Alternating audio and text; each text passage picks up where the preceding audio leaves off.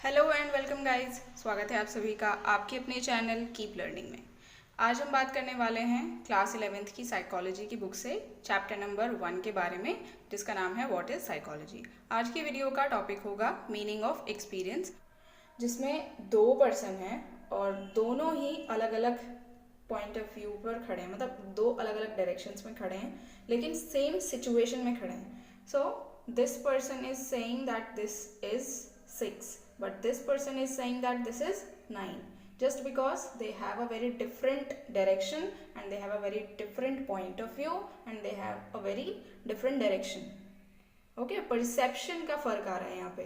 तो इसीलिए इस पर्सन के हिसाब से ये 9 है, यानी इसके जो एक्सपीरियंस होंगे उसमें ये होगा कि उस सिचुएशन में 9 लिखा था, लेकिन जो आप इस पर्सन को देख रहे हैं ये इसके एक्सपीरियंस में ये 6 ऐड ऑन होगा। तो दोनों का एक्सपीरियंस सेम सिचुएशन में होकर भी डिफरेंट है। आप इस बात को हमेशा याद रखिए, सेम सिचुएशन में चाहे आप 50 लोगों को भी रखें तब भी सबके एक्सपीरियंस एक जैसे नहीं होंगे। Okay, psychologist also study experiences of people. Psychologist जो हैं वो लोगों के एक्सपीरियंसेस को स्टडी करते हैं, और ये बात बहुत ही अच्छी तरह से आप समझ गए होंगे, क्योंकि जैसे जब आपने मेरा पहला वीडियो देखा होगा उसमें मैंने साइकोलॉजी समझाया था, जिसमें आपको बताया था कि साइकोलॉजी जो है वो स्टडी करता है मेंटल बिहेवियर को, एक्सपीरियंस को और बिहेवियर को। इन तीनों चीज़ों की स्टडी साइंटिफिक तरीके से जो करता है उसे साइकोलॉजी कहते हैं, right. Experiences are subjective in nature. Experiences जो होते हैं वो नेचर में सब्जेक्टिव होते हैं। इस बात को समझाने के लिए मैं आपको एक सिचुएशन बताती हूँ, आप उसे इमेजिन करिए। मान लीजिए एक रूम है, उसमें बहुत सारी पेंटिंग्स लगी हुई हैं, ठीक है। उस पेंटिंग और उसकी एग्जीबिशन चल रही है जहाँ पर सेल भी होगी। अब एक आदमी आता है, उसका मोटिव है कि वो वहाँ जाके उनमें से एक दो पेंटिंग को चुराने वाला है। एक वहाँ आदमी है जिसने वो पेंटिंग्स बनाई हैं, दूसरा वहाँ इंसान है जिसने वो एग्जीबिशन लगाया है और वो उसे सेल करने वाला है, तीसरा एक इंसान है जिसको उस पेंटिंग से कोई मतलब नहीं है, उस एग्जीबिशन से कोई मतलब नहीं है, बस वो किसी के साथ ऐसे ही आ गया है कि चलो यार चलते हैं। अब वो जिसके साथ आया है उस पर्सन का बड़ा ही इंटरेस्ट है, यार पेंटिंग क्या मतलब कैसे बनाई है, तो कौन से कलर्स यूज़ किए हैं और ये पेंटिंग क्या दिखाना चाह रही है, ये सब कुछ है उसमें। तो आप देख रहे हैं एक ही कमरे में कितने सारे लोग हैं, सबके मोटिव्स अलग अलग हैं, सब चीज़ों को अपने अपने नज़रिए से अपने अपने परसेप्शन से देखेंगे, तो आप कैसे मानेंगे कि सबका एक्सपीरियंस अलग है। सेल करने वाला इंसान के एक्सपीरियंस में वही चीज़ें ऐड रहेंगी जिस पर उनका पूरा ध्यान है, क्यों? क्योंकि उनका ध्यान है सेल करने पर। तो उसके पूरे एक्सपीरियंस जब भी आप सुनेंगे कि आपका कैसा एक्सपीरियंस रहा उस एग्जीबिशन का, तो ओके अरे ज़्यादा कुछ सेल हुई नहीं यार, मज़ा नहीं आया, और मुझे लगता है इसे मुझे थोड़ा और ज़्यादा क्रिएटिव तरीके से करना चाहिए था, ज़्यादा लोगों को बताना चाहिए था। तो ये उनके एक्सपीरियंस में है, क्यों? क्योंकि उनका कॉन्शियसनेस वहीं था, बस उनका कॉन्शियसनेस इस बात पर नहीं था कि कैसे कलर्स उन्होंने इस्तेमाल किए। लेकिन जिस पेंटिंग को एक आदमी ने बनाया, जिस पेंटर ने बनाया है, उस इंसान का नज़रिया बहुत डिफरेंट होगा कि उसकी पेंटिंग को कितने लोग थे जो क्रिटिसाइज़ कर रहे थे, कितने लोग थे जो उसे बहुत ज़्यादा पसंद कर रहे थे, और अब आगे उसे और नए आइडियाज़ मिलेंगे तो कि पेंटिंग कैसे बनानी है। तो क्या है, उसका डिफरेंट, बिल्कुल डिफरेंट एक्सपीरियंस है उसके पास। और जो चोर है उसका तो बिल्कुल ही अलग एक्सपीरियंस होने वाला है। तो समझ गए आप कि एक ही सिचुएशन में सब लोग थे पर फिर भी सबके जो एक्सपीरियंस थे वो डिफरेंट डिफरेंट थे। इसका मतलब कि सबके जो एक्सपीरियंस थे वो सब्जेक्टिव थे, पर्सनल थे, सबके अपने अपने अलग अलग थे, सबके एक जैसे नहीं थे। समझ आ गए? ओके। अब we can not observe someone else experience. हम किसी और के एक्सपीरियंस को ऑब्जर्व नहीं कर सकते। हम किसी के एक्सपीरियंस को सुन सकते हैं, ऑब्जर्व नहीं कर सकते, देख नहीं सकते कि उसका क्या एक्सपीरियंस है।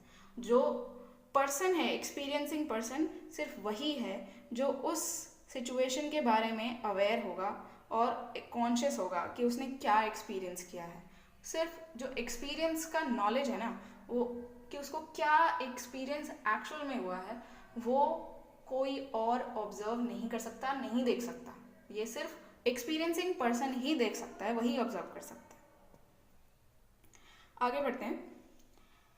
दस experiences are embedded in our consciousness और अवेयरनेस। मतलब कि हमारे एक्सपीरियंसेस किससे बन रहे हैं फाइनली, कि हम कितने कॉन्शियस हैं, हमने किसी मोमेंट में कितने कॉन्शियसली चीज़ों को देखा है, कितनी चीज़ों पर अटेंशन हमारा रहा है, उसी सिचुएशन में अगर हमारा दिमाग किसी एक पेंटिंग पर नहीं जाता तो हम उसमें उस पेंटिंग को अपने एक्सपीरियंस में ऐड ही नहीं करेंगे। जब कोई हमें और आके बताएगा कि यार वहाँ पे एक ऐसी पेंटिंग थी, वो कहेगा मैंने तो नहीं देखी, मुझे तो याद नहीं है।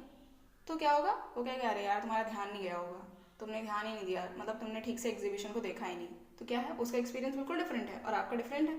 तो यहाँ पे क्या हो रहा है, जितनी भी कॉन्शियसनेस आपने दिखाई है वो आपका एक्सपीरियंस है, जितनी भी अटेंशन आपकी रही है जिन जिन चीज़ों पर, वो आपके एक्सपीरियंस में हैं। और जिन चीज़ों पर आपकी अटेंशन, कॉन्शियसनेस, अवेयरनेस नहीं रही, वो आपके एक्सपीरियंस में है ही नहीं। Psychologists have focused on experience of pain being undergone by terminally ill patients. कुछ लोग ऐसे होते हैं कि उन्हें पता होता है कि अब जो लाइफ वो जी रहे हैं वो सिर्फ 2 महीने की है, या जो लाइफ वो जी रहे हैं वो बस अपने आखिरी पड़ाव पर है। तो उनके अंदर एक पेन होता है कि काश हमें थोड़ा सा लाइफ और मिल जाता, मतलब थोड़ी दिन और ज़िंदगी जीने को मिल जाती।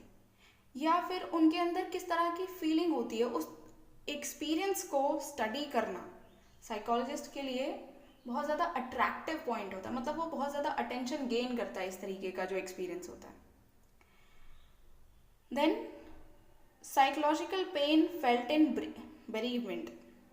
एक साइकोलॉजिकल पेन होता है जब आप किसी से अलग हो रहे होते हो, जिसे आप बहुत पसंद करते हो, जिसे आप बहुत प्यार करते हो। मे बी वो आपकी फैमिली में कोई भी हो सकता है, वो आपकी फैमिली का ना हो के आपके वर्क प्लेस का कोई भी हो सकता है। मे बी पॉसिबल वो आपकी पर्सनल लाइफ का कोई इंसान हो सकता है जिसके बारे में और किसी को नहीं पता, सिर्फ आपको पता है। तो अगर आप उससे किसी भी तरीके से अलग हो रहे हो, इट डजेंट मैटर कि आप उससे कितने दिन के लिए अलग हो रहे हो या हमेशा के लिए अलग हो रहे हो, जब आप उससे अलग होते हो तब आपको एक पेन महसूस होता है। और वो एक्सपीरियंस भी साइकोलॉजिस्ट को बहुत ज़्यादा अट्रैक्ट करता है अपनी तरफ, और साइकोलॉजिस्ट जानना चाहते हैं कि किस तरीके से ये काम करता है, उनको ये एक्सपीरियंस मतलब कैसे आते हैं, क्या क्या फीलिंग्स होती हैं उस समय। तो इस तरह के एक्सपीरियंसेस को भी साइकोलॉजिस्ट बहुत फोकस्ड होकर देखते हैं और पढ़ने की कोशिश करते हैं। Besides experience which lead to positive feelings. अब ऐसा नहीं है कि सारे नेगेटिव जो पेन है या नेगेटिव एक्सपीरियंसेस हैं सिर्फ जो साइकोलॉजिस्ट हैं उन्हीं को स्टडी करते हैं, वो एक्चुअली और भी बहुत सारी पॉजिटिव फीलिंग्स को भी एक्सपीरियंस जो मिलता है उसको भी स्टडी करते हैं। जैसे कि रोमांटिक एनकाउंटर्स, मीन्स कि जब आप रोमांस कर रहे हैं तब आपके दिलो दिमाग में कैसा एक्सपीरियंस हो रहा है, आप कैसा फील कर रहे हैं, आप how happy you are and how, मतलब किस तरीके की फीलिंग्स, किस तरीके की थिंकिंग आपके दिमाग में उस समय आ रही है। All these kind of experiences psychologists want to study, always they are focused all these kinds of topics, right? Okay, आगे बढ़ते हैं। There are some historic experiences also which attract attention of psychologists, such as when a yogi meditates to enter a different level of consciousness and create a new kind of experiences।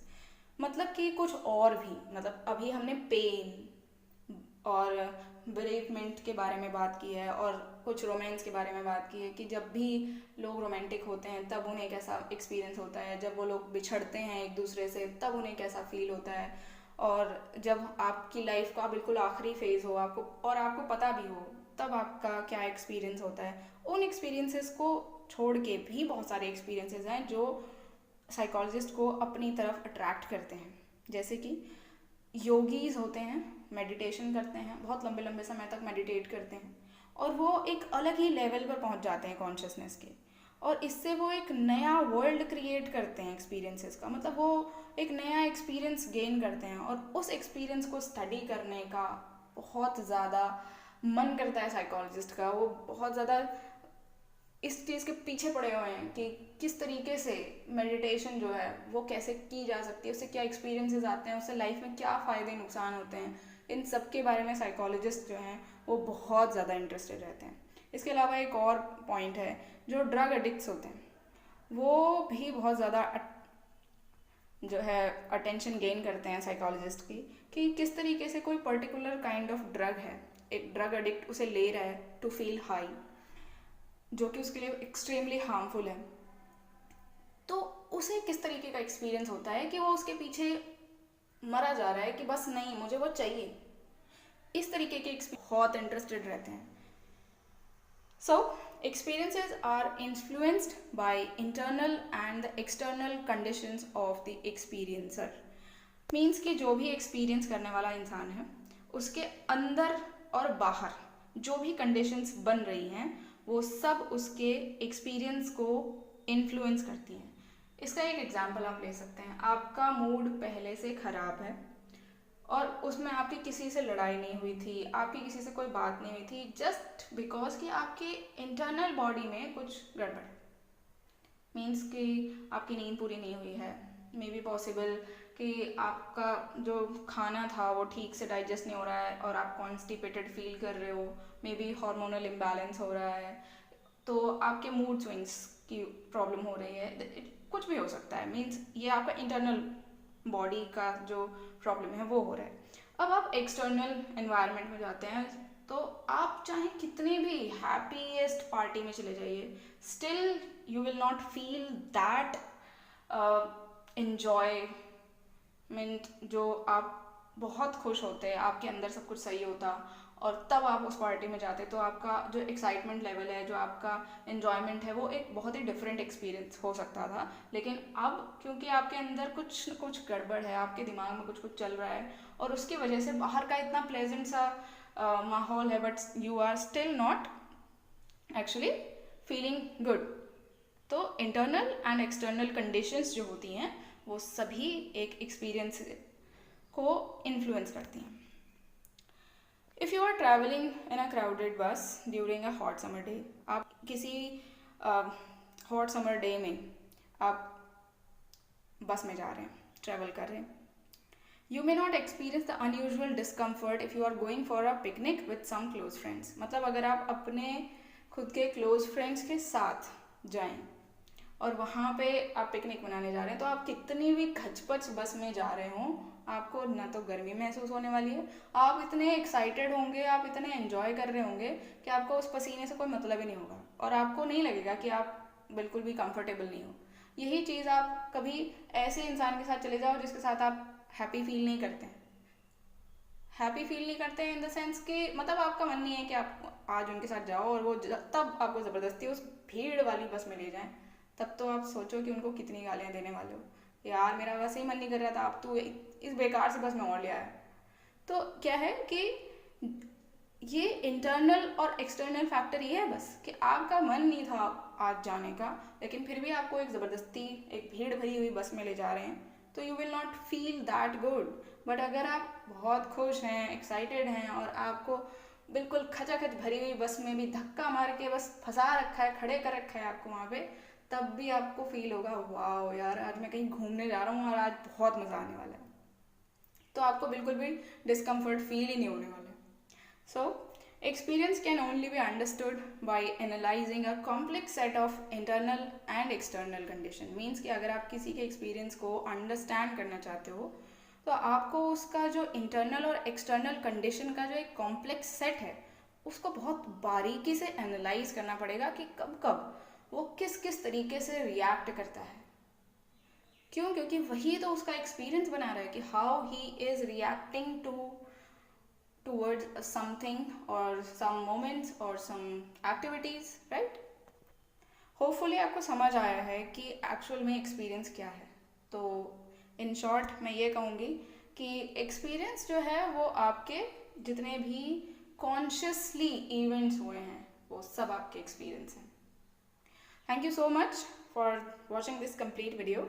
हम next part में पढ़ेंगे meaning of behaviour के बारे में and hopefully आपको video पसंद आ रही है। और जाने से पहले सब्सक्राइब कर दीजिए चैनल को अगर नहीं किया है तो, और लाइक शेयर और कमेंट ज़रूर कर देना और मुझे बताना कि आपको क्या चीज़ समझ में नहीं आई है और मैं अपनी वीडियो में क्या इम्प्रूवमेंट करूँ ये भी आप मुझे बता सकते हैं।